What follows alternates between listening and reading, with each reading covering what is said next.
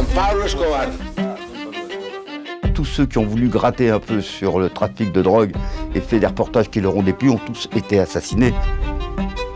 Escobar est en cavale, c'est l'homme le plus recherché du monde. J'ai remonté la piste du cartel de Medellín comme font les flics dans les enquêtes. Ils sont tous réunis, le cartel de Medellín est réuni autour de cette table, filmé par ta caméra. C'est la preuve de l'association de malfaiteurs. Je remonte dans mon taxi, on descend l'allée principale de la Grande Hacienda. Le chauffeur taxi avait les jambes qui tremblaient comme ça. Il me disait « Somos muertos ». Ils vont tous nous flinguer si ce film sort. Et là, j'entends derrière moi « clac, clac ». Bonjour Tony Comiti. Bonjour. Bienvenue dans mon incroyable histoire. Tony, tu es producteur, journaliste, tu as parcouru le monde entier pour couvrir de nombreux conflits, tu as immortalisé Jacques Messrine à la prison de la Santé, tu as même paparazzé la momie de Ramsès II. L'histoire incroyable que tu vas nous raconter, c'est ta rencontre avec Pablo Escobar, alors qu'il est l'homme le plus recherché de la planète. Le point de départ de ce scoop mondial, c'est toi, dans une chambre d'hôtel en Colombie, tu as une révélation devant la télévision. Je viens de terminer un reportage sur le trafic d'émeraude en Colombie. Donc j'avais passé presque un mois au fin fond de la Colombie, dans les mines d'émeraude, c'était incroyable. Et puis je rentre à l'hôtel à Bogota, j'allume le journal télévisé vers 20 h. Et là, je vois une séquence mais juste incroyable. J'apprends qu'un des dirigeants du cartel de Medellín, Jorge Luis Ochoa, venait d'être arrêté et enfermé à la prison La Modelo de Bogota. Mais surtout, ce que je vois qui est incroyable, c'est son père, qui est devant la porte de la prison, une espèce de Falstaff qui fait 180 kilos, avec son grand chapeau blanc, entouré de gardes du corps armés, et qui fait une déclaration à la presse colombienne en disant « c'est une injustice, c'est la faute des Américains, c'est l'oligarchie colombienne », et il s'en va entouré de ses gardes du corps. Je dis « mais qu'est-ce que c'est que ce personnage ?» Ce personnage, tu le sais à l'époque, c'est Don Fabio Ochoa, qui est un des dirigeants du cartel à l'époque. Le cartel de Medellín, c'est la production de 90% de la cocaïne dans le monde. Voilà. Donc je vois ce personnage, Don Fabio Ochoa, c'est quand même juste incroyable. Qui est ce personnage? Alors à l'époque, je travaillais pour une grande émission de reportage qui s'appelait 52 sur la Une, dirigée et fondée par Jean Bertolino. Donc quand je vois cette séquence après le reportage sur le trafic d'émeraude, j'appelle Jean Bertolino à Paris. Je dis écoute, je viens de voir un personnage mais juste incroyable, un personnage de cinéma. Je lui raconte, il me dit écoute mon vieux, si on arrive à faire ça, c'est formidable. Donc va à Medellín. Sur le moment, il n'y a pas encore l'idée du tout de filmer Pablo Escobar. Au début, on n'en est pas là, quoi. Donc j'avais quelques copains journalistes colombiens, je me renseigne, mais on me dit tu sais, c'est le vrai parrain, quoi. Est-ce c'est compliqué de le rencontrer? Ben, c'est-à-dire, il y a quand même eu 90 journalistes colombiens assassinés. Tous ceux qui ont voulu gratter un peu sur le trafic de drogue et fait des reportages qui leur ont déplu ont tous été assassinés, ainsi que des avocats, des juges, un président de la République, un ministre, enfin voilà. Donc c'est quand même des gens dangereux. Mais mon vieux, tu fais ton boulot. Donc je dis, mais comment est-ce que je rencontre ces gens-là?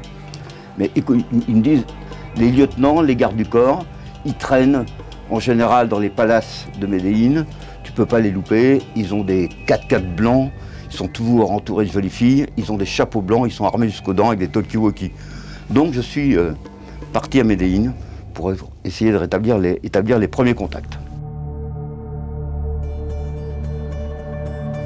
Je vais au bar de l'Intercontinental de Medellín. Et puis la relation se fait assez facilement, je les repère tout de suite. Hein. Ils ont un uniforme, hein. Les lieutenants, les sous-lieutenants, enfin les mecs du cartel, quoi. Donc, c'est-à-dire, elle ressemble à quoi un uniforme? Alors, c'est le chapeau blanc, Panama blanc, le poncho blanc.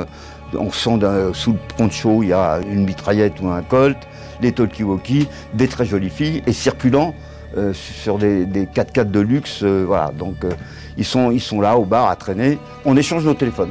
Donc c'est les premiers contacts? C'est les premiers contacts. C'est-à-dire j'ai remonté la piste du cartel de Medellín comme font les flics dans les enquêtes. Par la base au départ, par les petits dealers, et puis finalement on arrive, si on a de la chance, on arrive à remonter. C'est ça, t'es pas du tout sûr que ça va marcher. Non. Escobar est en cavale, recherché par la DEA, par l'armée colombienne, Ouais. par la France. Donc il est l'homme le plus recherché du monde. C'est l'homme le plus recherché du monde. Je reçois, allez, quelques jours après, un coup de téléphone. Medellín m'appelle. Eh bien, écoutez, on aimerait bien vous voir. C'était la veille de Noël. Le rendez-vous était au bar de l'Intercontinental. Et là, ils arrivent. Et arrive le fameux Popeye. Popeye, c'est l'homme armé, c'est le bras armé de Pablo Escobar.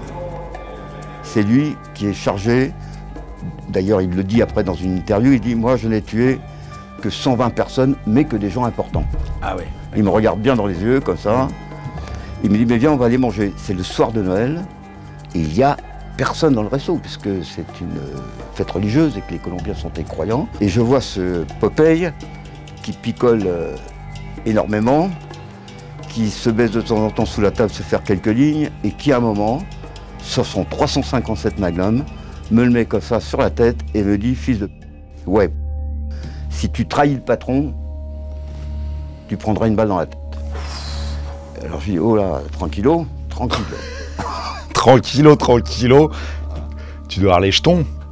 Tout journaliste courageux que tu Disons es. que l'aguardiente m'avait donné un peu de courage. L'aguardiente, c'est la liqueur forte colombienne. Ouais. C'est un alcool fort, un peu. C'est d'eau de vie, voilà. Mais là, tu te fais braquer, tu sais que Voilà. si tu dérapes un C'est tout pas la petit première fois peu... qu'il me faisait braquer, mais là, quand même, il avait les yeux...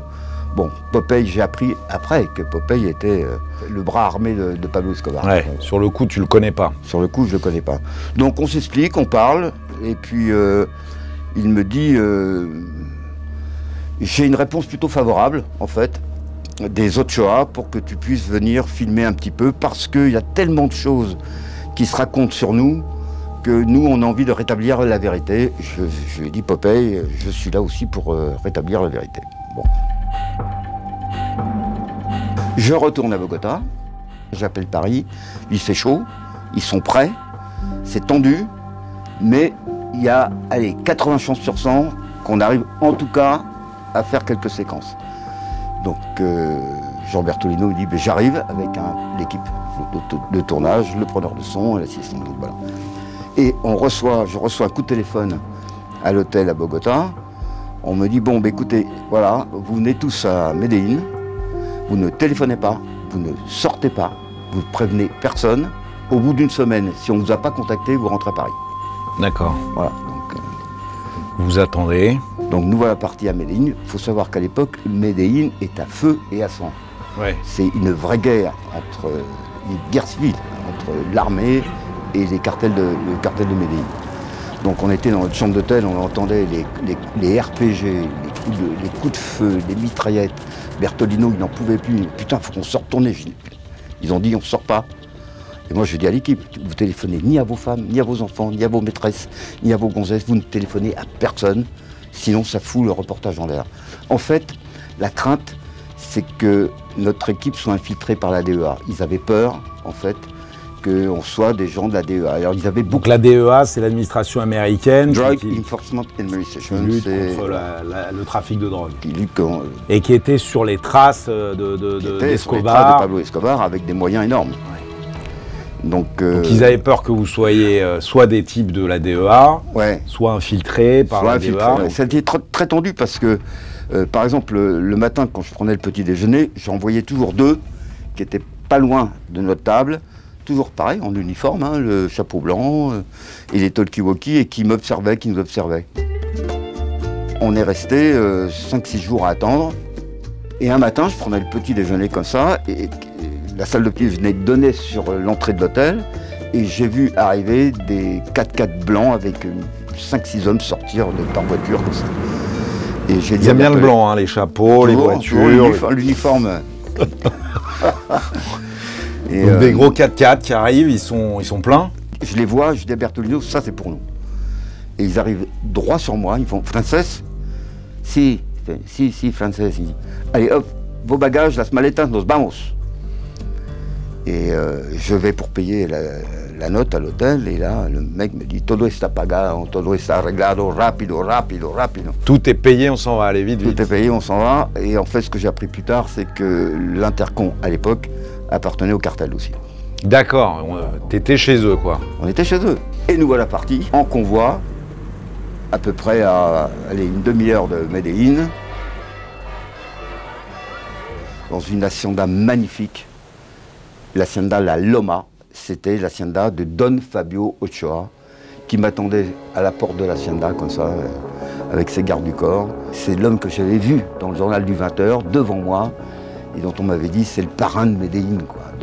Donc impressionnant. Impressionné. Et voilà. comment il t'accueille? Très très bien, grand déjeuner. Et là, il m'explique, parce que Bertolino ne parlait pas espagnol, donc c'est moi qui traduisais. Il m'explique qu'ils étaient intéressés, qu'il fallait rétablir la vérité, que ils n'étaient pas tellement voilà, aussi méchants que ça, et que ce sont des gens simples, des gens comme les autres, et que l'oligarchie colombienne qui règne depuis des siècles fait qu'il y a beaucoup de misère, toujours le même discours. Voilà. Et puis finalement, il y a un échange qui se fait avec Jean Bertolino, Jean des amis en confiance. Et, voilà. Et on a tout tourné, c'est-à-dire les repas de famille, on est resté un mois. Hein. Mais un mois, vous logiez là-bas? Ouais, on logeait à La Loma, l'hacienda de Don Fabio. Logé, nourri, blanchi pendant un mois. Voilà, tout à fait. Ouais. Et il vous montre tout, donc les chevaux, ok, les repas de famille. Là, j'apprends un truc incroyable. Il me dit, vous savez que quand même, Citroën, la marque française, est venue faire sa pub chez moi, en Colombie, avec mes chevaux. Il dit, vous vous souvenez de cette pub où on voit le grand V Citroën? Ouais, avec tous les chevaux comme ça qui forment 2 V de la marque. Exactement, ça avait été tourné Citroën. En Colombie, chez Don Fabio Ochoa. C'est incroyable. Probablement que Citroën ne savait pas que c'était des trafiquants de drogue. Bon, j'espère. Mais ça, c'est incroyable. Moi, j'adorerais, Don Fabio, qu'on fasse la même séquence, mais avec vous devant. Et todo es possible. Et je dis, mais non, mais enfin, quoi? Il me dit, il me faut 2 jours pour réunir mes chevaux. Je dis, formidable. Bon, donc, et puis, il l'a fait. C'est-à-dire que j'ai vu arriver des camions bourrés de chevaux qui descendaient, quoi ça. J'allais pas faire le même film que Citroën, mais enfin, c'était quand même magnifique. Voilà, donc ça c'est... Il était, c'est ça, prêt à tout pour séduire ces journalistes français. Il y avait quand même une pression qu'on ressentait, c'est que les femmes du cartel étaient absolument opposées à ce tournage. Pourquoi? Pourquoi montrer ce qu'on a alors que notre fils est en prison, alors qu'on est accusé de trafic de drogue, alors que notre ami Pablo est en cavale? Des mauvais regards, des chuchotements, mais pourquoi tu fais ça? Bon. Et Don Fabio avait décidé, et quand le parrain décide, c'est comme ça. À un moment, on va dans une église, Don Fabio était très croyant, comme ça, et je lui avais laissé le micro à chef, comme ça, nous on était un peu à l'arrière, et j'entends sa femme le pincer, et lui dire tu devrais arrêter ce tournage, c'est très dangereux. Et il l'a envoyé balader, il dit c'est moi qui décide, c'est moi qui décide. Voilà. Donc, mais Don Fabio avait cette envie de témoigner, de montrer quelque chose, et peut-être l'ego. À un moment, on partait tous les jours en voiture avec lui. À un moment, on est allé dans des villages magnifiques au fin fond de la Colombie, près de Medellín, hein, dans la région du Boyacá. Il était assez fier, parce qu'évidemment c'était le parrain, donc dès qu'il sortait de sa voiture, tout le village était dehors, les gens faisaient de la musique, Don Fabio. Il était assez fier d'être accompagné par une équipe de télévision française. De l'ego, probablement. Et puis la confiance comme ça est venue doucement. Parce que la France, à l'époque, on est dans les fin des années 80. Alors, voilà, c'est ce que me dit à ce moment Don Fabio. Si on vous laisse tourner, si on vous laisse faire ce reportage, c'est parce qu'on a confiance dans les journalistes français. Vous êtes des journalistes honnêtes. Bon, oui. Ça c'est quand même bien, ça c'est aussi mon ego. Vous cherchez quand même à montrer des choses sur la drogue, les labos, le trafic, etc., j'imagine. Comment ça se déroule, ça? C'est-à-dire, on y va doucement. C'est-à-dire, moi, ce que je dis à Don Fabio, je dis, on fait un reportage sur vous. Je ne parle pas encore de Pablo Escobar, on y va très doucement. Mais on sera un peu obligé de parler de la drogue, quand même. Et il me répond un poquito, hein, un poquitin, comme ça, un poquito. Bon. Il était quand même d'accord ou un poquito d'accord? Un poquito d'accord, ouais. Puis en plus, il est en train d'écrire un livre, voilà, donc voilà, en fin de vie. Il avait envie qu'on voilà, de terminer sa vie par un bouquin et peut-être par un documentaire. C'est comme ça qu'on a réussi à gagner sa confiance. Voilà. Vous avez réussi à filmer les transports de cocaïne en avion. On a filmé les pistes aériennes, leurs avions, leurs magnifiques propriétés, avec des séquences incroyables où Don Fabio fait sortir une calèche avec 6 chevaux, comme s'il était Louis XIV, quoi, comme ça, avec sa femme à côté. Moi, je me marrais derrière le cas, je disais, mais pourquoi il fait ça, quoi? Et Jean Bertolino me disait, mais qu'est-ce qu'il fait? Pourquoi il accepte ça, quoi? Je dis, Jean, c'est l'ego. Il me dit, non, il doit y avoir un autre truc, c'est pas possible, ça, c'est pas possible. Et puis on commençait le soir, les discussions, le mot de Pablo Escobar arrivait à table. Je pense qu'il savait qu'on cherchait aussi Pablo Escobar. Hein. Je pense qu'il savait et que c'était un peu le but du jeu. Mais il ne voulait pas nous le donner tout de suite, en fait, voilà. Il a fallu attendre, donc des semaines, vous avez passé des semaines, plus d'1 mois dans sa propriété. Et un jour, il va au cimetière et vous l'accompagnez, vous filmez, il va voir sur la tombe de son père. Et là, il est ému. Alors ça, c'est incroyable aussi comme séquence. À un moment, il nous dit, je vais sur la tombe de mon père, accompagnez-moi. Donc on le suit au cimetière, comme ça, il arrive sur la tombe de son père et il se met à pleurer. Les larmes qui lui coulent. Je dis, mais putain, ce type qui a dû faire assassiner des centaines de personnes, le voilà qui pleure sur la tombe de son père. C'est juste incroyable. Alors je lui dis, ah, Don Fabio, c'est muy triste. Et il me dit, oui, muy triste, comme ça. Donc on remonte dans les voitures, toujours en convoi, 3 ou 4 4x4 rutilants, comme ça, des hommes armés, et toujours à l'arrière de la bouffe. Il se déplaçait jamais sans du pot-au-feu, de poule. Il avait derrière, il avait une bagnole, même s'il allait 2 heures en bagnole. Hein. Il y avait toujours... Ah non, c'était un... Il bouffait tout le temps. Il bouffait tout le temps. D'où les 180 kilos. D'où les 180 kilos. Et alors, le convoi démarre, puis le convoi s'arrête. Qu'est-ce qui se passe? Don Fabio descend, il me fait signe de venir. Moi, j'étais dans la voiture à l'arrière. Il me dit, Tony, mañana iremos a ver Don Pablo. Et j'ai fait, Pablo? Il dit, Pablo Escobar, mañana. Il te dit, parce que tout le monde ne parle pas espagnol, mais demain, je vais te faire rencontrer Pablo Escobar. Voilà, exactement. Le lendemain matin, petit déjeuner très copieux avec du pot-au-feu de poule, des omelettes, enfin énorme. Il bouffait tellement, c'était incroyable. Et nous voilà partis vers 17 h. On a dû faire 2-3 heures de route de montagne, comme ça. Et tout d'un coup, on est arrivé sur des sentiers un peu de montagne, des sentiers de terre battue. Et à un moment, on arrive sur un chemin très cabossé. J'ai dit, putain, là, on est en train d'arriver, là. En sortant de la voiture, je déclenche ma caméra que j'avais sous le bras. J'avais pris cette habitude toujours, moi, dans les séquences, d'avoir la caméra sous le bras. Je déclenchais pour... voilà. Et qui je vois, à l'entrée de la maison, une espèce de ferme tropicale, assez belle d'ailleurs, avec les palmiers, il faisait très chaud, dans les 35 degrés. Et qui je vois, Jorge Luis Ochoa, qui s'était évadé de prison. Donc le fils de Don Fabio. Donc Fabio Ochoa. Qui s'était évadé peu de temps avant de la prison de Bogota, c'est ça? La prison de la Modelo de Bogota, voilà. Et je monte un peu ma caméra, et là Don Fabio, El Padrino, le parrain, me dit, non, non, ne filmez pas, vous le filmerez demain parce que là il n'est pas rasé. Bon. Pas parce qu'il était en cavale, mais parce qu'il était pas... Et il m'explique en fait que son fils c'est pas tellement évadé, c'est que la Sainte Vierge a ouvert les portes de la prison. Il a vu la Sainte Vierge, il l'a suivie et les portes de la prison se sont ouvertes. Extraordinaire. Et là on rentre dans un couloir. Alors il y avait des sicarios, donc des jeunes tueurs, ils ont 15 ans, 16 ans, 17 ans, armés jusqu'aux dents, qui nous ont fait une espèce de haie d'honneur. On a traversé la petite hacienda, comme ça, et au bout de cette hacienda, il y avait une grande piscine, et au bout de cette piscine, je vois un petit bonhomme rondouillard, pas très grand, avec une casquette sur la tête, qui vient vers moi, comme ça. Je tournais évidemment un peu comme ça sous le bras, mais bon, vous voyez bien, je tournais quand même. Hein. Et Don Fabio fait « Don Pablo Escobar ». Et moi, il vient vers moi, Don Pablo, et je lui dis « Don Tony ».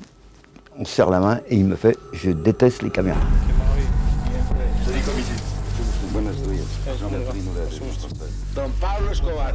Tu te rappelles ce que tu ressens là en le voyant là? T'es T'es content, heureux d'avoir ce presque je te dis, lorsqu'on a un truc comme ça, on est tellement préoccupé par la technique de la caméra. La caméra à l'époque était un peu plus compliquée qu'aujourd'hui, que tu n'as un seul souci, c'est que ça tourne, quoi. Ouais. Voilà, donc tu regardes ton voyant là, bon, enfin bref. Non, puis bon, ça se passe comme ça, la colombienne, et Don Pablo fait bien le benito, asseyez-vous, ils nous ont servi de l'eau de panel, c'est une espèce d'eau un peu sucrée, comme ça, délicieuse. Ils nous ont ramené des trucs à bouffer, et là, à table, Jorge Luis Ochoa, Fabito Ochoa, Fabio Ochoa, tout le clan, tout le cartel est là. Et Roberto Escobar, le frère de Pablo, alias Mâchoire d'acier. Parce qu'il avait des dents comme ça. Et Pablo Escobar dit, moi je ne parle pas, mais eux vont s'exprimer. Je préfère. Parce que là, tu as le droit de filmer ce repas-là. Oui, tu as quand même une bonne partie du cartel de Medellín. Il y a tout le clan Ochoa, plus Roberto Escobar, le frère de Pablo. Voilà, donc, et puis ils commencent les uns un peu timides, c'est maquignon, pas du tout comme moi, habitué à être interviewé. Donc, et je sens une odeur d'herbe. Alors avec la chaleur, il faisait 35 degrés là-dedans. Sous les palmiers, je dis putain, Pablo est en train de se faire un p***, ça c'est sûr. Et il entendait ce que les autres disaient, il trouvait pas ça intéressant. Et à un moment, il se rapproche de la table et il dit à Jorge Luis, non mais c'est pas ça qu'il faut raconter comme ça. Il s'assoit doucement, il se pousse et il arrive devant mon objectif, voilà. Et là, interview faite par Jean Bertolillo, j'ai ce scoop en main. Ma préoccupation, c'est que je regardais mon preneur de son toutes les 15 secondes qui me faisait signe comme ça que c'était en boîte. Ouais. Imagine que tu loupes ça techniquement, ouais. Et je rentre dans le cartel de Medellín, je rentre plus. je rentre plus à Paris, tu vois. Ouais. Donc t'as qu'une angoisse, c'est de pas réquer, c'est que voilà, t'es trompé de bouton. Et Pablo Escobar a un discours très travaillé contre l'oligarchie qui opprime le peuple colombien, que les Américains n'ont qu'à pas consommer dedans, sinon lui n'en vendrait pas. Que c'est les Américains qui viennent foutre le poison chez nous en Colombie et que c'est sa lutte. Et c'est vrai, en fait, dans le fond, il avait cet idéal que cherchent un peu tous les grands voyous, en fait. Et alors, à un moment, on a déjà une demi-heure d'interview et je suis en fin de cassette. Et quand il y a en fin de cassette, il y a une espèce de bip dans la caméra, bip, bip, comme ça. Donc, je fais couper et je vais pour prendre une autre cassette dans mon sac. Et là, j'entends derrière moi un 9 mm qui se chargeait, et un des jeunes sicarios qui m'avait mis le pétard dans la nuque, comme ça. Et Don Pablo fait « Non, non, tranquille, tranquille ». Il y avait aussi un bruit de moteur de voiture qui gênait le preneur de son. Et le preneur de son a demandé qu'on coupe ce moteur. Et là, ils ont dit non, on ne coupe pas le moteur. En fait, il est en cavale, prêt à partir à chaque instant. Donc je charge à nouveau la cassette. Parce que là, ils avaient peur que tu sortes un flingue, toi? Le sicario, ouais. 17 ans, 16 ans. Quand j'ai mis la main dans le sac, il a eu peur et il m'a braqué. Mais eux, c'est quand même fou qu'ils se laissent filmer, et le clan Ochoa et Pablo Escobar, ils sont tous réunis, le cartel de Medellín est réuni autour de cette table, filmé par ta caméra. Ils ne se rendent pas compte tout de suite, c'est que ce témoignage filmé, le clan Ochoa et le clan Escobar dans la même table, c'est la preuve de l'association de malfaiteurs, ce qui risque pour eux l'extradition aux États-Unis.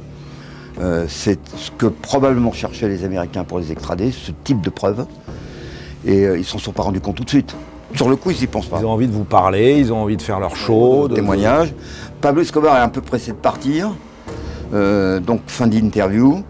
Et là, il vient me voir, il me dit Don Tony, des Corses, les gars, vous êtes Corse. Je dis, vous êtes bien renseigné. Il me dit, le renseignement, c'est mon métier. Il dit, venez me voir, venez, suivez-moi. Et on rentre dans une petite pièce, et là, il avait 3 bouquins de Napoléon. Il me dit, vous connaissez? Je dis, bah oui, quand même, Napoléon.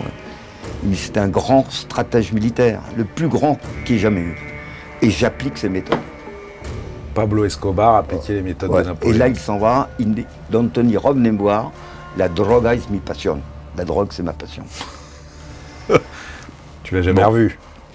Non. Non. Je ne l'ai jamais vu, Don Pablo. Revu Don Pablo, on n'avait qu'une idée avec Bertolino, c'était de se tirer comme des voleurs, rentrer à Paris et monter le scoop. Est-ce que ça s'est passé comme ça? Et pas du tout, parce qu'on ne peut pas partir comme ça du cartel de Medellín. Donc, Ouais. alors on est tous très contents. On rentre à la Loma. Et Don Fabio nous dit, demain nous partons, je vais vous montrer mes propriétés dans les Caraïbes. Nous, on s'en foutait de ses propriétés, on avait tout. Bah ouais, t'avais Pablo Escobar. On avait tout, on avait Oui. déjà fait filmer plein de maisons, plein de... nous partons à Carthagène, une ville sur les Caraïbes, là, comme ça, dans une propriété qui devait faire, je sais pas, peut-être 20 000 hectares, avec une maison somptueuse, toute la côte leur appartenait, des pistes d'atterrissage, il nous montre tout, et là, Don Fabio tombe malade. Et là, c'est une catastrophe. Il tombe malade, on est au fin fond de la Colombie, personne ne sait où on est. Et les femmes du cartel, toujours opposées au tournage, nous demandent de rentrer dans nos chambres et de ne plus en sortir. Et là, on commence vraiment là, à se dire, mais qu'est-ce qui se passe? On demande à parler à Don Fabio. Non, non, Don Fabio, il n'est pas disponible. Le parrain. Vous passez plusieurs jours enfermés dans vos chambres.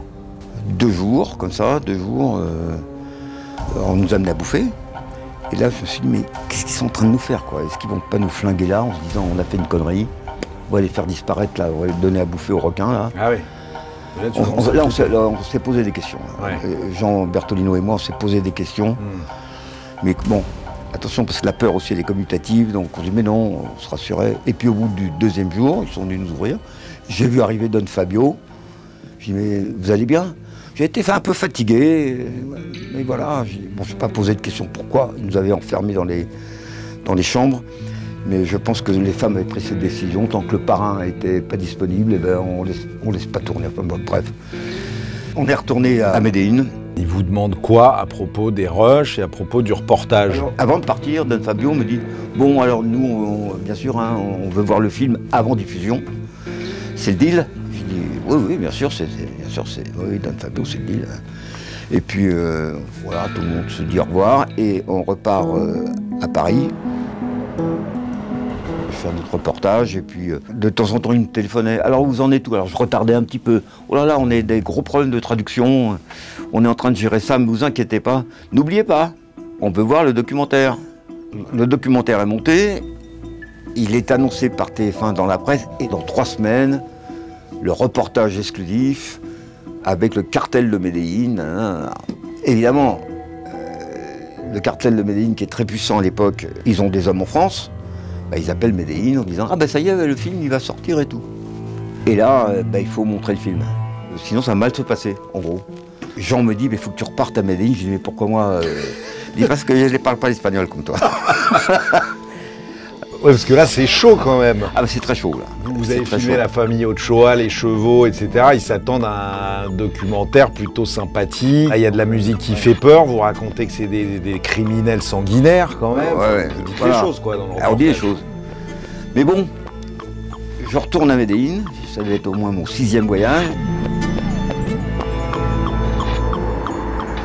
Et je prends un chauffeur taxi à l'aéroport et je dis à la Loma, s'il vous plaît. Le mec me regarde. Ils n'aiment pas aller, les chauffeurs taxi, dans cet endroit-là. Bon, mais quand même, ils m'amènent et on arrive dans le grand patio de l'entrée de cette magnifique propriété. Et là, je vois, il y avait, mais je sais pas, 30, 40, 4x4 rutilants, bourrés d'hommes à l'intérieur. Mais c'est quoi ce truc-là? C'est une réunion? C'est quoi? Non. Ils étaient tous venus voir le film. Dans la salle de cinéma. Toi, t'es tout seul? Je suis tout seul avec ma cassette. Avec ma petite VHS.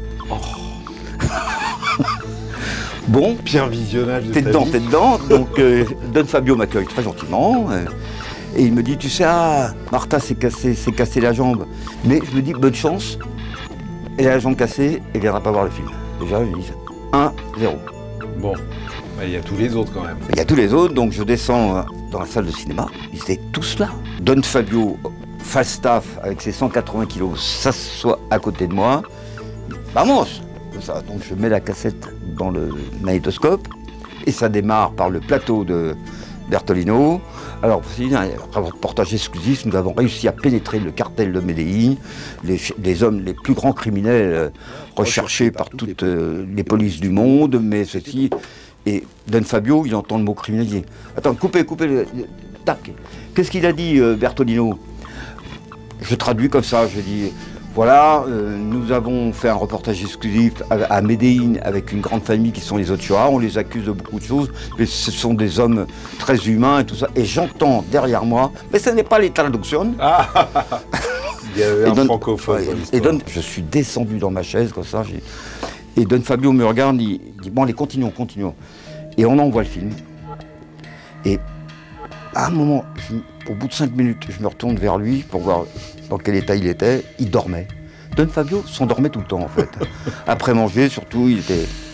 Je vois qu'il s'endort, je dis... Et j'entends... Tic-tac, tic-tac, tic-tac. Madame Ochoa, Doña Marta, qui débarque. Qui débarque avec sa canne et sa béquille. Je dis, oh là, je suis mort. Là, je suis mort. Elle s'assoit, bon, bref. Et le film se déroule. Moi, je suis au fond de ma chaise. En regardant à nouveau le film, je dis, je suis au fond de ma chaise. Et fin du film, Don Fabio se réveille. Et là, c'est les femmes... Ouf, sauf que les femmes se lèvent et disent, papa, si ce film passe, nous serons tous extradés aux États-Unis. Elle me regarde avec un regard noir. La Don Fabio, qui n'a pas vu le film, en fait. Il m'attrape le bras. Il m'amène dans le patio. Et il me dit, tu diras à Bertolini, ce fils de... ses ascendants et ses descendants avant lui, où il se trouve dans le monde, tu lui diras à Bertolini. Et toi aussi. Je dis, non, Don Fabio, moi je suis un technico. Il dit, un technico muy habile. Je suis un technicien, oui, mais un technicien très habile. Il t'a démasqué. Voilà, donc fin de séquence. Donc je remonte dans mon taxi, je sentais derrière moi une pression, bon bref, le chauffeur taxi avait les jambes qui tremblaient comme ça. Il me disait, somos muertos. On descend l'allée principale de la grande hacienda, et là, il y a une voiture qui arrive, qui me bloque, qui nous bloque devant, et une autre derrière, qui sort, le petit Fabito Ochoa, qui est le fils de Don Fabio. Il me fait, quanto vale? Ça coûte combien? Mais quoi? Il dit, ben, le film, les images. Ah, j'ai dit, ah non, on sait une technico, moi non, c'est pareil.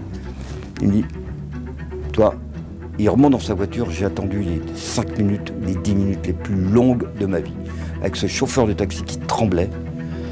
Et je dis, je suis enlevé là. Et il demande, en échange, que le film ne soit pas diffusé à Paris, quoi. Et finalement, les voitures se barrent, on rentre à Médellin, à l'hôtel, je me barricade dans la chambre, il était heure de Paris, je sais pas, il devait être 2 h du matin, j'appelle Bertolino, j'étais fou, quoi. Je lui dis, putain, mais tu m'as envoyé à la mort, putain. Ils vont tous nous flinguer si ce film sort. Non mais tranquille Tony, me dit-il, t'inquiète pas, on va gérer ça, rentre à Paris. Je dis, mais putain, oiseau de fer, vite, je rentre, quoi. Et... Là, tu t'es vu enlevé, tu t'es vu mort, tu t'es vu... Ah ouais, là, ouais. Là, c'est pas des mecs qui rigolent, le cartel de Médellin à l'époque, hein, non. On rentre à Paris, on discute avec Jean, je lui dis les menaces sont réelles. Et là, il y a 2 Italiens qui sont arrivés, je ne sais comment, dans les bureaux de 52 sur la Une, des mecs de Naples, bien sûr, des mecs de Naples, et qui ont montré les photos de nos enfants aux sorties des écoles. Il y en a un qui me regarde, il fait « Nous sommes là pour éviter une grande bande de sang ». Bon, ben on diffuse pas. Sauf que, en 1993, Pablo Escobar est retrouvé dans sa cavale et exécuté. Et sa mort fait suite à une longue traque des services colombiens et américains. Il est traqué, Pablo Escobar. Il s'était fait construire sa propre prison qu'il doit abandonner en partant dans les montagnes. Il est ultra traqué parce que les services colombiens, 2000 hommes dont les familles avaient été tuées par le cartel de Medellín, donc des mecs décidés, incorruptibles, et dirigés aussi par la DEA et les moyens de la DEA et les antennes d'écoute françaises. Donc il avait vraiment tout le monde aux fesses et il décide de se rendre, à condition c'est que sa famille soit parte en Europe. Mise à l'abri. Mise à l'abri en Europe. Et là, ils vont monter un piège, mais diabolique.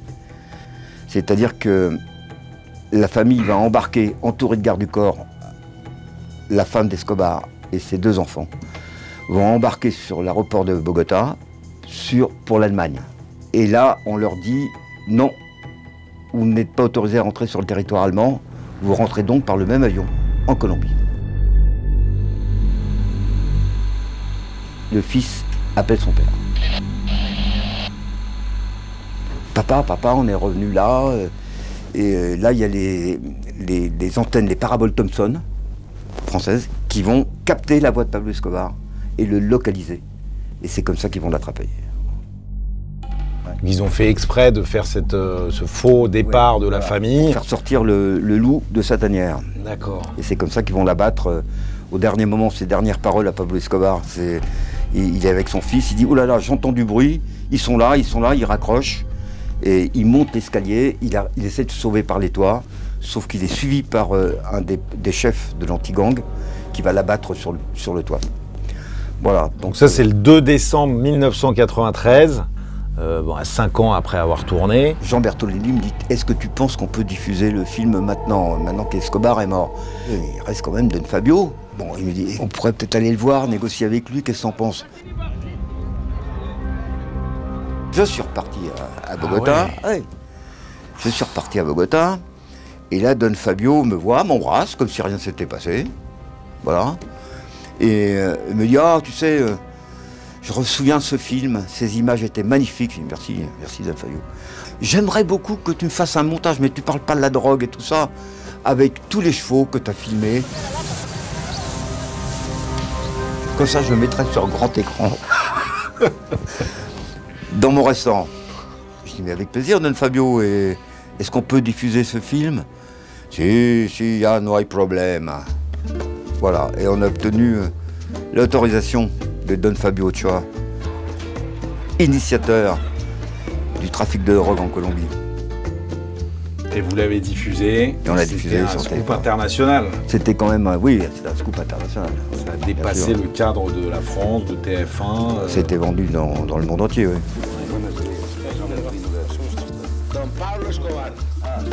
Je m'apprêtais donc à rentrer à Paris et à la sortie de l'hôtel, là il y a 2 types en moto qui sont arrivés. On veut te montrer quelque chose. Je dis, putain, ça recommence. On est allé dans les bidonvilles de Medellín. Et là, incroyable, les mecs armés sont sortis avec des foulards. Ils nous ont montré qu'ils tenaient le quartier, que Pablo Escobar avait fait du bien, construit des églises, des écoles, des orphelinats. Oui, sauf que dans ces orphelinats, dès que les gamins avaient 15-16 ans, ils les prenaient pour en faire des tueurs, hein, quand même. Bon. Quelle est ton opinion sur Pablo Escobar? Est-ce que c'est pour toi un narcotrafiquant sanguinaire ou est-ce que c'est, comme il aime se présenter, un Robin des Bois des favelas? C'est compliqué cette question, mais les séries sur le cartel de Medellín qu'on a vu, El Patron del Mal ou Pablo Escobar, c'est pas du tout la vérité en fait. Pablo Escobar, c'était pas un psychopathe du tout. C'est un trafiquant de drogue, probablement le plus grand trafiquant de drogue du monde. Pablo Escobar, il a assassiné des centaines de personnes ou fait assassiner. D'ailleurs, il disait jamais tuez-les. Il disait toujours cette personne me gêne. C'était la condamnation à mort. Donc juge, magistrat, journaliste, avocat, voilà. Des députés, des voilà, hommes politiques, ouais. Tout ce que, des attentats aussi attentats, en Colombie. Il a tué des innocents aussi. Il a monté une armée de 5000 hommes quand même. Pablo Escobar n'est pas mort riche, hein, contrairement à ce qu'on pense. Et sa famille aujourd'hui n'a pas une fortune immense. Hein. D'abord parce que tout est payé en cash. Donc on dit qu'il y a des milliards de dollars enterrés qui ont pourri. Non. Je ne crois pas. Je pense qu'il a dépensé son argent avec son armée. Il avait une armée qui luttait contre l'oligarchie et contre l'espèce d'idéal de grands brigands, on va dire.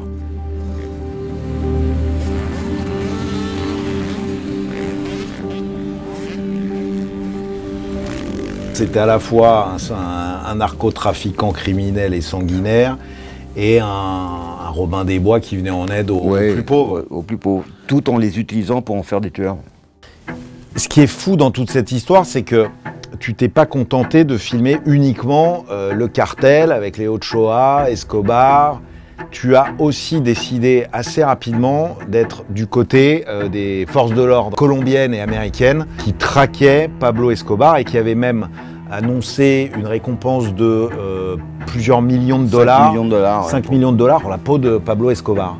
Et donc tu obtiens l'autorisation des juges, des flics, de les filmer dans toute la traque. Alors il faut savoir que Pablo Escobar a été traqué par 2000 hommes, des militaires, dont les familles avaient été tuées par le cartel, donc des policiers, des militaires non corruptibles, qui n'avaient qu'une chose en tête, c'est tuer Escobar, entourés par la DEA, qui les aidait là.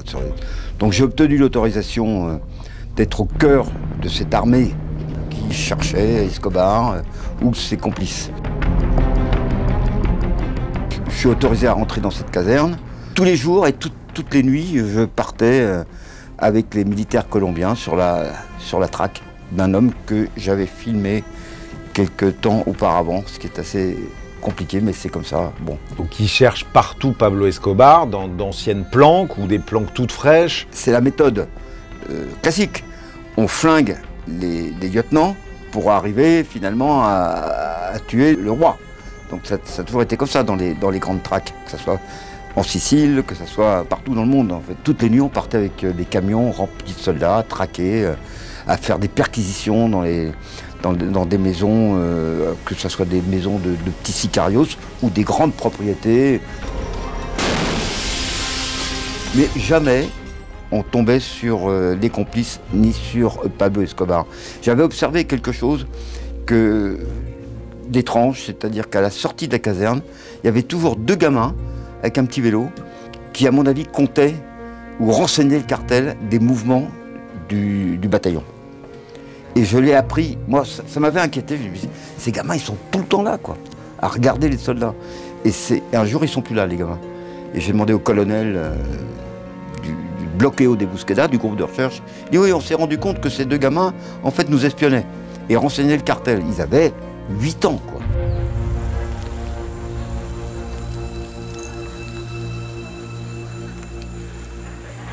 C'est quand même super culotté, Tony. Tu viens de filmer, enfin peu de temps avant, quelques mois auparavant, Pablo Escobar, Ochoa. Et là, tu es en train de traquer. C'est un peu notre métier de journaliste, hein, c'est de faire les 2 camps. Hein. De filmer la vérité, ce qui se passe. Quoi. Des 2 côtés. Des 2 côtés. C'est un risque énorme. Mais j'avais quand même averti Medellín que j'allais faire un reportage avec l'armée colombienne. Je les avais avertis. Et leur réponse, ça avait été « On voudra te voir après ton tournage ».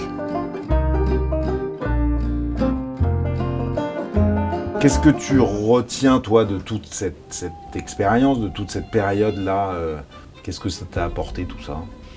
De refaire un scoop demain.